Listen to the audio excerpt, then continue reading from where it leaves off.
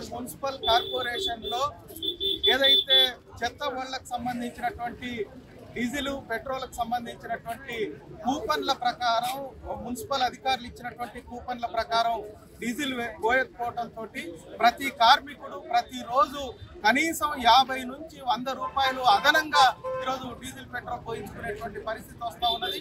ఈ విషయం అనేక మార్లు పెట్రోల్ పంపు యాజమాన్యానికి అధికారులకు తెలిపినప్పటికీ ఎప్పటికప్పుడు దాటవేస్తున్నారు తప్ప దాన్ని ఈజీ చేయటం లేదు.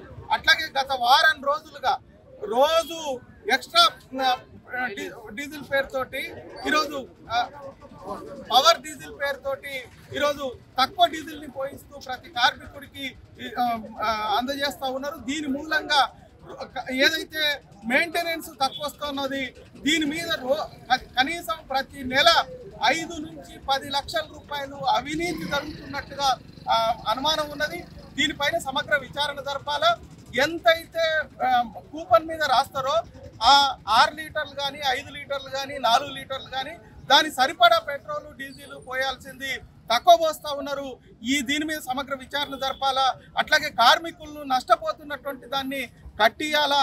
అదేవిధంగా ఈరోజు డ్రైవర్లు అనేక రోజులుగా ఏదైతే శానిటేషన్ సిబ్బందికి 1000 రూపాయలు పెంచి 2 సంవత్సరాలు అవుతా ఉన్నదో ఇక్కడ ఉన్నటువంటి డ్రైవర్లకు మాత్రం రాష్ట్రంలో అనేక మున్సిపాలిటీల్లో కార్పొరేషన్లో అమలు జరుపుతున్నప్పటికీ నిజామాబాద్ మున్సిపల్ కార్పొరేషన్ పరిధిలో అమలు జరపటం లేదు. ఇట్లాంటి అనేక విషయాలు చాలా సార్లు చెప్పినప్పటికీ అధికారులు నిర్లక్ష్యం వహిస్తా ఉన్నారు. మరిన్ని వీడియోస్ కోసం ఛానల్ ని సబ్స్క్రైబ్ చేయండి. లేటెస్ట్ అప్డేట్స్ కోసం వాట్సాప్ ఛానల్ ని ఫాలో అవ్వండి. ఆ లింక్ డిస్క్రిప్షన్ లో ఉంది.